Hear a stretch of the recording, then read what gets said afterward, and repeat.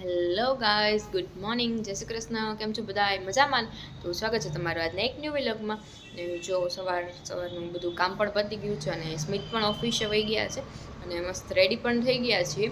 અને જો હું તમને કહેતી હતી ને કે અમે લોકો રાજકોટ શિફ્ટ થઈ ગયા કેમ કે સ્મિતને રાજકોટમાં જોબ મળી ગઈ છે. અને જો અમે રોડ ઉપરનું જ મકાન છે એટલે થોડોક અવાજ આવશે. જો તમને બતાવું હું. જો બધા કપડાં સુકાય છે અને અહીંયા ટેડી પણ વોશ થઈ ગયા છે. અને જો લ્યો અહીંયા જે ઓલું બોર્ડ હતા જે ઓલા આપણે ભાડે આપેલું હતું આની પહેલાં, એ પણ લોકો લઈ ગયા છે. બધું અહીંયા જે પડ્યું હતું એ પણ બધા લઈ ગયા છે. બધો સામાન લઈ ગયા છે અને ફાઇનલી હવે મસ્ત ઘર ક્લીન થઈ ગયું છે. અને ચાલો તો આપણે ઉપર જઈએ. મમ્મી અહીંયા જ છે તો જોઈએ મમ્મી શું કરે છે.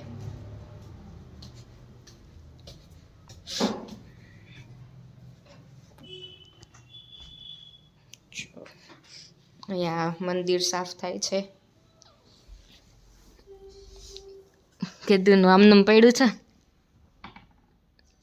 તો જો બધું ક્લીન થાય છે. અહીંયા કાનાજી ને બધું જોઈ લ્યો. ચાલો તો આપણે મળીએ આગળ. કન્ટિન્યુ રહ્યો છો બધા વિડીયોમાં. તો કાલે અમે લોકો ગયા હતા રેસકોર્સ. તો આજે અમારા ઘરે આવવાના છે. સરપ્રાઈઝ છે, હું તમને રાતે કહીશ. આજ વિડીયોમાં થોડુંક આગળ તમને જોવા મળશે. અને જો એના માટે સ્પેશિયલ હું આ કાલ ગઈ હતી ને તો લેતી આવી એ વ્લોગમાં દેખાડ્યું હતું. સોરી વિડીયો કોલ કર્યો હતો ને એમાં દેખાડ્યું હતું. તો એને આમ વિડીયોમાંથી જ જોતું હતું. તો હું તમને આગળ વ્લોગમાં બતાવું કે કોણ આવવાનું છે રાતે. ઓકે, ચાલો તો જો ફ્રી થઈ અને હું બેસી ગઈ હતી જિંજરા લઈને. જો શિયાળો આવે એટલે જિંજરા ખાવાની મજા જ કંઈક અલગ છે. અને રોડ ઉપર છીએ એટલે થોડો ઘણો તો અવાજ આવવાનો જ છે હવે તમને. અને જો મજા આવે જિંજરા ખાવાની એટલે આપણે દરરોજ હવે જિંજરા ખાશું. જો મમ્મી આવી ગયા છે નીચે એનું કામ પતાવીને, જો બારે ગયા. ચાલો તો હું મસ્ત જિંજરા ખાઈ લઉં. ને તમે લોકો ખાવ છો કે નહીં જિંજરા શિયાળામાં? મને તો બહુ ભાવે એટલે હું તો ડેઈલી ખાઉં છું. તમે લોકો પણ ખાજો કેમ કે બહુ સરસ હોય છે. ચાલો તો આજે આપણે ઊંધિયું બનાવવાનું છે. જો એના માટે ચણાનો લોટ અને જે ઘઉંનો જાડો લોટ હોય ભેડકું એ લઈ લીધું છે. અને એમાં જો બહુ બધી એવી મેથી એડ કરી લેવાની છે. મેથીને મસ્ત એકદમ વોશ કરી અને કટ કરી અને જો મસ્ત એવી મેથી એડ કરવાની છે. જેટલી મેથી ઝાઝી નાખશો ને એટલું જ સરસ લાગશે. અને પછી આપણે એમાં એડ કરવાનું છે હિંગ, ધાણા જીરું, હળદર, મરચું પાવડર એ બધું એડ કરી અને આપણે એને વ્યવસ્થિત હલાવવાનું છે. જો પછી આપણે નમક પણ સ્વાદ અનુસાર એડ કરી દઈશું. અને આપણે એમાં સ્પેશિયલ ખાંડ નાખવાની છે જેથી જે આપણે મેથી હોય એ થોડીક કડવી હોય એના હિસાબે આપણે ખાંડ પણ નાખશું. અને જો 2 થી 3 પાવડા જેટલું મોણ એડ કરી લેવાનું છે. જો બધું આ વ્યવસ્થિત હવે મિક્સ કરી લેવાનું છે કે પહેલાં આપણે મોણમાં જ બધું એકદમ મિક્સ કરી લેશું એટલે જો લોટ એકદમ સરસ ભેગો થઈ જાય અને મોણ પણ બધા લોટમાં આમ જો સરસ એવું થઈ જાય. તો જો આવી રીતે એકદમ મસળવાનો છે લોટ એટલે આપણે જે વડી છે એ એકદમ સરસ થશે. જુઓ તો એકદમ ભેગો થઈ ગયો છે. આવી રીતે એનો કલર એકદમ ચેન્જ થઈ જશે. અને જેટલું જોઈએ ને એટલું જ પાણી એડ કરવાનું છે. સાવ થોડું એડ કરતું જવાનું છે, બાકી એકદમ ઢીલું થઈ જશે. જુઓ તો આપણે આ મસ્ત એવો લોટ બંધાઈ ગયો છે. અને હવે આપણે આની ઝીણી એવી વડી કરી લેવાની છે. જો આવી રીતના રાઉન્ડ શેપમાં વડી વાળી લેવાની છે. તો બધા લોટની આપણે વડી વાળી લેશું અને પછી એમાંથી થોડોક લોટના આપણે જો આવી રીતે મરચાં ભરીને કરશું. જો મરચાંમાં આપણે ચીર કરી લીધી હતી સાઈડમાં અને પછી આપણે એમાં મસાલો ભરી દેવાનો છે. જો તો એકદમ સરસ છે ને મરચાં બહુ ભાવતા હોય ને એના માટે તો આ બહુ સારું છે. જો છે ને બીજો કોઈ મસાલાની જરૂર જ નથી, આ મસાલો જ એડ કરી દેવાનો. જો એકદમ આવી રીતે આખું મરચું ભરી દેવાનું. અને જો હું ને મમ્મી પણ આવી ગયા હતા આ વિડીયોમાં. અને જો આપણે બધા મરચાં પણ ભરાઈ ગયા છે અને વડી પણ રેડી થઈ ગઈ છે. તો આપણે આને તળી લઈશું. આપણે મીડિયમ આંચ ઉપર એને તળવાની છે. તો જો આપણે તેલ મૂકી દીધું છે તો ચાલો હવે તેલ ગરમ થઈ જાય એટલે આપણે એમાં વડી એડ કરી લઈશું. જો પહેલાં થોડીક એડ કરવાની છે કે બહુ ઝાઝું તેલ નથી આવ્યું ને એ જોવા માટે, કેમ કે જો ઝાઝું તેલ આવી જશે ને તો આપણી વડી અંદરથી કાચી રહી જશે અને બહારથી એકદમ ડાર્ક બ્રાઉન કલરની થઈ જશે. તો આપણે એટલું નથી કરવાનું, આપણે લાઇટ બ્રાઉન કલર રહે એ પ્રમાણે જ કરવાની છે.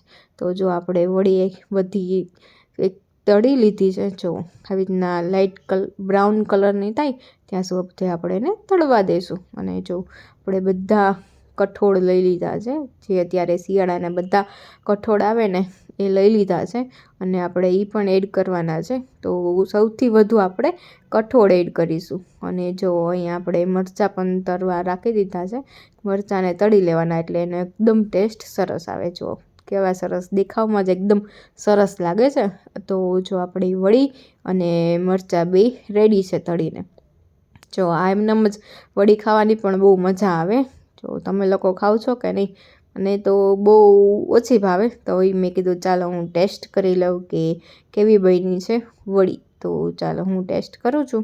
અને મને પણ ભાવી, કેમ કે બહુ બધી ના ભાવે પણ એકાદી ટેસ્ટ કરીને તો મજા આવે. જો ચાલો તો હવે આપણે શાકભાજી પણ એડ કરવાના છે. જો તો ફ્લાવર ને રીંગણા અને બટેટા પણ આપણે કટ કરી લીધા છે. તો આપણે જેમાં વડી તળી હતી એમાંથી થોડુંક તેલ કાઢી અને આપણે એમાં જ રાઈ ને જીરું એડ કરી લઈશું અને વઘાર કરી નાખશું ઊંધિયાનો.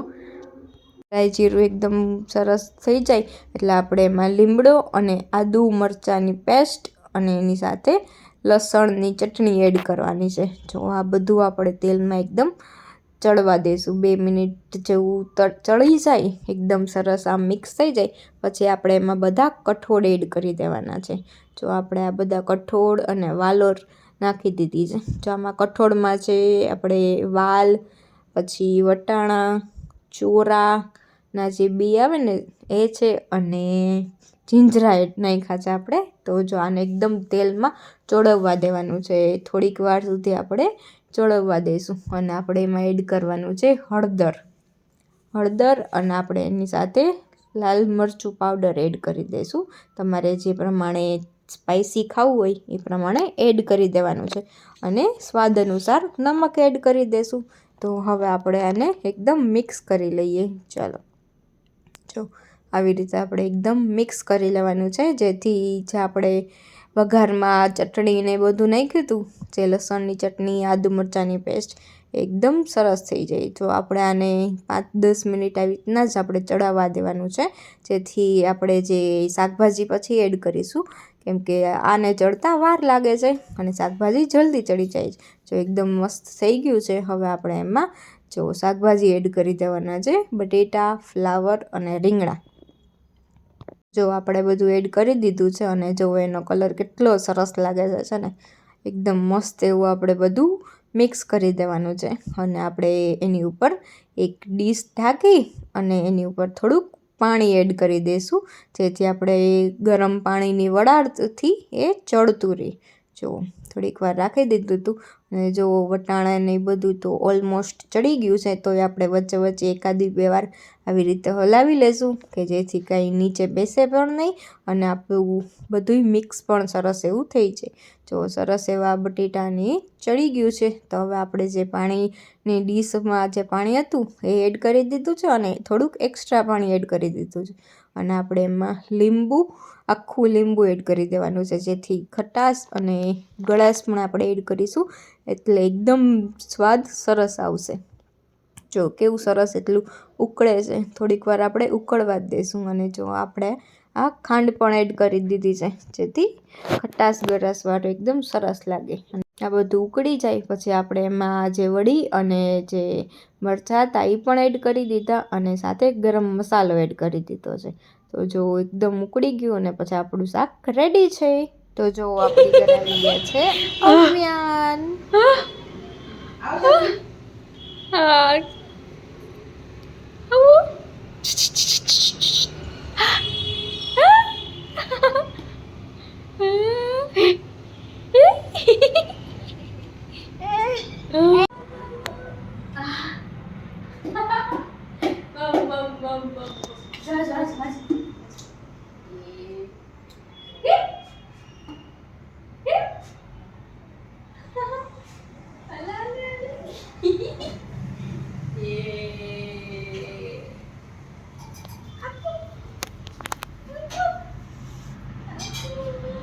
તો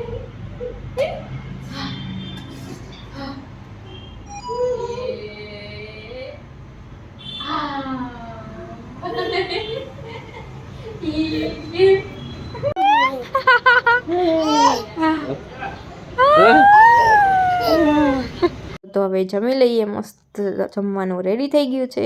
ઊંધિયું, રોટલી, રાઈસ, છાશ, પાપડ ને સલાડ. જો બધાએ જમવા બેસી ગયા છે અને દાદા પણ આવી ગયા છે ને સ્મિત પણ ઘરે આવી ગયા હતા. ને જો પહેલાં તો દાદાને ઓળખો જ નહીં હો, કેમ કે દાદા થોડાક દિવસથી અહીંયા રાજકોટ આવી ગયા હતા ને, તો જો પછી તો સરસ ઓળખી ગયો ને તો કેવો સરસ રમતો હતો એની યાર. દાદા જમતા હતા ને સાથે સાથે રમાડતા હતા. જો જમવું હોય તો હારે હારે, પણ પહેલાં એને જમી લીધું હતું એટલે હવે ના જમે. જો કેવા બે વાતું કરે, સાંભળે છે, કેવો ધ્યાન દઈને સાંભળે છે. જો છે ને એકદમ વાતો કરે છે દાદા અરે એને મજા જ આવી જાય છે. અને હવે જો દાદાને કહે છે જો જો વાતો કરે સરસ એવી. ને ચાલો તો હવે અમે લોકો પણ જમી લઈએ. અને જો બધા યારે વાતું જ કરશે. જો છે ને મમ્મી બોલાવતા હતા ને તો એને યારે હે હે હે એમ જ કરે છે. તો એને તો મજા જ આવી ગઈ રાજકોટ આવીને, કેમ કે આટલું ટ્રાવેલિંગ કરીને કંટાળી ગયો હતો. ચાલો તો અમે જમી કરી અને આવી ગયા હતા બારે. અને જો એને મસ્ત ચકેડીમાં બેસાડ્યા હતા હિંચકામાં. જો એની પણ બહુ મજા જ આવતી હતી. જો કેવો ખુશ થઈ ગયો હતો લાઇટિંગ જોઈને છે ને, તો એને મસ્ત રમાડતી હતી. ચાલો તો જો તમને આજનો વિલોગ ગમ્યો હોય ને અને આજની સરપ્રાઈઝ પણ તમને ગમ્યો હોય તો ચેનલને લાઇક, શેર અને સબસ્ક્રાઈબ કરવાનું ભૂલતા નહીં. અને જો હવે થોડાક દિવસ તો અવિયાન તમને વિડીયોમાં જોવા મળશે, તો જોવું હોય તો ચેનલને સબસ્ક્રાઈબ કરી દેજો. Thank you for watching.